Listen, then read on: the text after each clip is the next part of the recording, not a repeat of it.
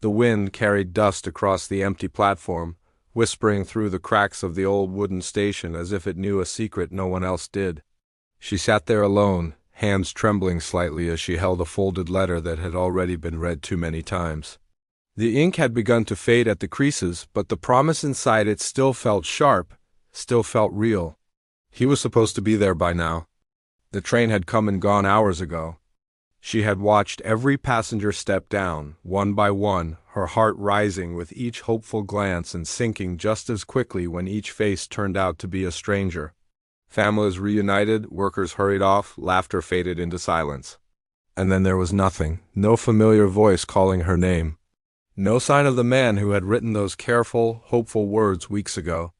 A mail-order bride, they called her now. The phrase felt heavier than she had expected, like a label she couldn't quite shake off. Back home, it had sounded like a chance. A new life, a fresh start somewhere far from the struggles she had known. The letter had been kind, steady, filled with simple promises of a home, honest work, and a partner who needed her just as much as she needed him. But now, sitting on a worn bench beside a stack of travel trunks, she wondered if she had been foolish to believe in words written by a stranger. The sun hung high and unforgiving, stretching long shadows across the empty tracks. Even the station master had disappeared inside, leaving her alone with the creak of the wood and the distant call of a hawk circling overhead. She pressed the letter closer to her chest, as if holding on to it might somehow bring him there. What if he had changed his mind? The thought had come before, quiet at first, but now it settled in deeper, heavier. What if something had gone wrong? What if he never meant for her to come at all? Out here, miles away from anything familiar, the idea of being truly alone felt bigger than the wide-open land surrounding her. She lowered her gaze to the letter again, tracing the lines she already knew by heart. There had been warmth in those words, a kind of honesty that had felt rare. It didn't seem like the kind of letter a man would write if he didn't mean it. And yet, the empty station told a different story. A soft crunch of boots on gravel broke the silence. She didn't look up right away.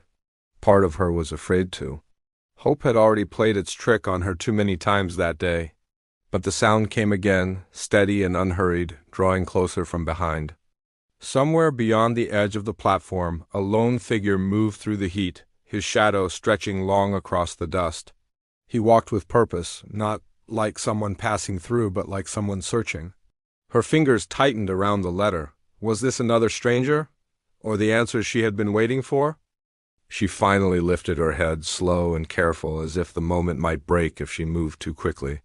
The man coming toward her was still a distance away, his outline blurred by heat rising off the tracks. A wide hat shaded his face, and the long stride of his walk spoke of someone used to open land and long days. He did not wave or call out. He simply kept walking. Her heart beat harder, though she could not yet say why. She had imagined this meeting so many times during the journey west. In her thoughts he would arrive early, maybe even nervous, shifting his weight as he waited. He would recognize her at once, smile in a way that felt certain and kind. There would be no doubt, no hesitation. But nothing about this moment felt like that. The man in the letter had written of a small ranch beyond the station, of dry fields that needed tending and a house that stood strong against the wind. He had described simple things like fixing fences and watching the sky change color at sunset. He had written like a man who knew loneliness well and was ready to leave it behind. Those words had been enough to carry her across miles of unknown land. Now she wondered if she had read too much into them. The stranger drew closer, and she could make out more of him. Dust clung to his boots and the hem of his coat. A leather belt rested low at his waist, worn from use, with a holster hanging at his side. There was nothing rushed about him, nothing unsure either. He walked like he belonged here. She stood up without realizing she had done it, the letter still clutched in her hands. Her legs felt stiff from sitting so long, but she forced herself to remain steady. If this was him, she needed to face him properly. And if it was not, then she would have to endure another quiet disappointment. A memory surfaced, uninvited. The day she had decided to leave, the small room she had packed in silence, folding her few belongings with careful hands. There had been doubt even then, sitting heavy in her chest. But there had also been something else, a quiet hope she had not allowed herself to feel in years. The letter had come at just the right time, offering a way out of a life that had begun to feel too small, too predictable. She had chosen to believe in it. The man was close enough now that she could see his face beneath the shadow of his hat. It was not what she had pictured. Hard lines marked his features, and his eyes held a kind of watchfulness that made her uneasy. He slowed as he reached the edge of the platform, his gaze settling on her in a way that felt measured, almost cautious. For a brief second, neither of them spoke. The wind picked up again, tugging at the edge of her dress and lifting a strand of hair across her face. She did not move to brush it away. Her attention was fixed entirely on him, searching for any sign, any recognition. He glanced at the letter in her hands, then back to her face. "You came in on the noon train?" he said, his voice low and steady. It was not a question. She swallowed, her grip tightening on the paper. "I did?" Another pause stretched between them, longer this time. Something about the way he studied her made it clear he was weighing more than just her presence. It felt as though he already knew something she did not. "I've been looking for you," he added. The words should have brought relief, but instead they stirred a deeper unease, because something in his tone did not match the warmth of the letter she carried. She studied him carefully, searching for something familiar, something that matched the careful handwriting in her letter. But the man standing before her felt like a stranger shaped by a different story. His voice, steady and quiet, carried none of the warmth she had imagined during those long days on the train. "You've been looking for me," she repeated, her voice softer than she intended. "Then you know who I am." He nodded once, though the movement felt more like confirmation than recognition. "I know why you're here." That was not the same thing. A tight feeling settled in her chest. She glanced down at the letter again, then back up at him. "You wrote this?" she said, holding it out slightly, not quite offering it, but enough that he could see. His eyes moved to the paper, lingering there for a moment longer than expected. When he looked back at her, something had shifted, something harder to read. "No," he said. The word landed heavier than anything else he could have said. For a moment, the world around her seemed to quiet even further, as if the wind itself had paused to hear it. She felt her grip on the letter weaken, the edges crumpling slightly between her fingers. "That's not possible," she said, though doubt had already begun to creep in. "This letter brought me here. It has your town's name, the station, everything." "I didn't say it was wrong," he replied. "Just said I didn't write it." Her mind raced, trying to make sense of it. If he had not written the letter, then who had? And why would they send for her? The questions came too quickly, each one heavier than the last. "Then who did?" she asked. He did not answer right away. Instead, he glanced down the empty tracks, then toward the station building, as if checking for someone else. That small movement did not go unnoticed. It made her pulse quicken for a different reason. "You're not the first to come," he said at last. The words sent a chill through her, despite the heat pressing down from above. "What does that mean?" she asked, her voice barely steady. He shifted his weight, the wood of the platform creaking under his boots. "Means there's been others. Letters sent out. Promises made." His jaw tightened slightly. Not all of them ended well. A knot formed in her stomach. She took a small step back without meaning to. The station, which had already felt empty, now seemed to close in around her in a different way. "Are you saying someone is lying, or worse?" she pressed. "I'm saying you shouldn't be here alone," he replied. That answer did nothing to ease her mind. She thought back to the journey again, to the other passengers she had briefly spoken with. There had been a woman heading further west, a man traveling for work, but no one else who had mentioned letters like hers. No one who had spoken of coming to meet a stranger who had promised them a life. Or maybe they simply had not said it out loud. Her gaze returned to the man in front of her. "Why were you looking for me then?" she asked. "If you're not the one who sent for me." This time he did not hesitate. "Because I heard the train was bringing another one," he said. "And I figured if I got here first, I might have a chance to explain before someone else does." A quiet fear settled deep inside her. "Before who?" she asked. But even before he answered, she noticed something that made her breath catch. Another set of footprints in the dust behind him, faint but fresh, leading toward the station. Her eyes stayed fixed on the ground for a second too long, tracing those fresh footprints pressed into the dust. They were not his. The shape was different, the stride uneven, as if someone had been walking in a hurry or trying not to be seen. A cold feeling crept up her spine. "You're not alone," she said quietly. He followed her gaze, his expression tightening the moment he noticed what she had seen. Whatever calm he had been holding on to slipped just enough to reveal concern underneath. "I was hoping I was wrong," he muttered. The air between them shifted. The station no longer felt abandoned in the same way. It felt watched. She instinctively stepped closer to him, though she did not fully trust him yet. It was not trust that guided her, but the growing sense that standing alone would be worse. "You said others came before me," she said, her voice lower now. "What happened to them?" He hesitated again, but this time it felt different. Not like he was choosing his words, but like he was deciding how much to say before it was too late.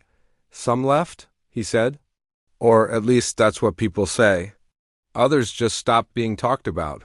A distant sound broke through the tension. A door creaked somewhere inside the station building. Both of them turned at once. The station had seemed empty for hours. The station master had not come back, and no travelers remained. That sound should not have been there. Her fingers tightened around the letter again, the paper now wrinkled and worn. It no longer felt like a promise. It felt like a clue she did not yet understand. "You need to come with me," the cowboy said, his voice firm now, leaving little room for argument. "Right now." "And go where?" she asked, though her body had already begun to lean in his direction. "Anywhere but here." Another sound followed, this time heavier, a footstep. Then another, slow, careful, intentional. Whoever was inside was not trying to hide anymore. Her heart pounded so loudly she was sure it could be heard. The bright sunlight that had once felt harsh now seemed like the only safe thing left. The shadowed doorway of the station looked darker than before, like something waiting just beyond sight. "What if you're wrong?" she whispered, one last attempt to hold on to reason. "What if this is all just a misunderstanding?" He looked at her then, directly, his eyes steady in a way that made her chest tighten. "Then I'll take you back myself and apologize," he said. "But if I'm right, staying here could cost you more than a mistake?" The door creaked again, wider this time. A figure shifted behind it, not fully visible yet, but close enough to send a clear message. Someone had been inside all along, listening, waiting. The wind picked up sharply, rattling the loose boards of the station and sending dust swirling across the platform. It felt like the land itself was urging her to move, to decide before it was too late. She looked down at the letter one last time.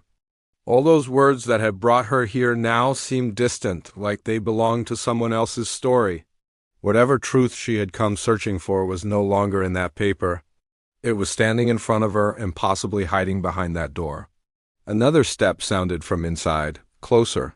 The cowboy shifted slightly, placing himself between her and the station without making it obvious. "We don't have much time," he said under his breath. Her grip loosened and the letter slipped from her fingers, falling to the wooden platform at her feet. For a brief second, she froze, caught between the life she had imagined and the danger she did not yet fully understand. Then the shadow in the doorway moved forward. The shadow stepped fully into the light, and for the first time she saw the man who had been hiding inside the station. He looked older than she expected, his clothes neat but worn in a careful way, like someone trying to hold on to respectability. His eyes moved quickly between her and the cowboy, sharp and uneasy. "There you are," the man said, forcing a thin smile that did not reach his eyes. "I was beginning to think you missed the train." She felt a chill despite the heat. The tone of his voice was too smooth, too practiced. It reminded her of the letter, but something about it felt wrong now, like a copy that did not match the original feeling she had trusted. "You sent for me," she said, her voice steady but guarded. The man nodded at once. "Of course I did." "I've been expecting you?" He stepped forward, brushing dust from his sleeve. "There must have been some confusion. I was delayed, that's all." Beside her, the cowboy did not move. "Funny," he said quietly. "You always seem to be delayed when folks start asking questions." The older man's smile faded slightly. "This doesn't concern you." It does when people keep disappearing after answering your letters, the cowboy replied. The words hung in the air, heavy and undeniable. She looked between them, her heart racing. Is that true? She asked, her voice barely above a whisper. The man's expression tightened, and for a moment the mask slipped. People come out here chasing dreams they don't understand, he said. Some leave when they realize it's not what they wanted. That's not my fault. That's not what I've heard, the cowboy said. You bring them in with promises, then leave them stranded when they can't give you what you want. No money, no place to go, no way back, her breath caught. The pieces began to fall into place in a way she did not want to accept. The empty station. The missing warmth in the man's voice. The others who had come before her. The man turned back to her quickly, his tone softening again. Don't listen to him. He's filling your head with stories. You came here for a new life, didn't you? I can still give you that. She looked at him, really looked this time, and saw not kindness, but calculation. The letter in her mind no longer matched the man in front of her. Slowly, she shook her head. No, she said. That's not what this is. The man's expression hardened completely now. You don't have many choices out here, he said, his voice low. Before she could respond, the cowboy stepped forward, calm but firm. She does now. There was a long silence. The wind moved between them, carrying dust across the platform like a quiet warning. Then, without another word, the older man turned away. His steps quick as he disappeared back into the station, the door shutting behind him with a hollow sound.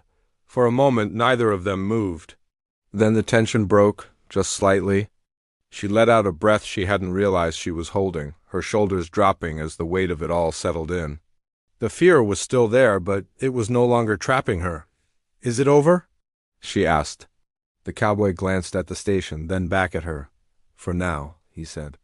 But he won't try that again with you. She nodded slowly, then looked down at the letter lying at her feet. She bent to pick it up, smoothing it out as best she could. It no longer felt like a promise, but it had led her to a truth she needed to see. What happens now? She asked. He gave a small shrug, a hint of something softer finally showing through. That's up to you. There's a town not too far from here. Honest folks, real work. You won't be alone unless you choose to be. She studied him for a moment, seeing the difference clearly now. He had not offered her dreams. He had offered her a choice. And that felt more real than anything she had followed before. The sun began to dip slightly, casting a warmer light over the empty station. The place no longer felt like a trap. It felt like a turning point. She folded the letter once more, then slipped it into her bag. Not as something to hold on to, but as something to remember. Then she took a step forward, away from the station, away from the past she had nearly walked into. The cowboy walked beside her, not leading, not pushing, just there. And, for the first time since the train had arrived, she felt something steady return. Not the kind of hope built on words alone, but the kind that grows when truth finally finds you, even in the most unexpected place.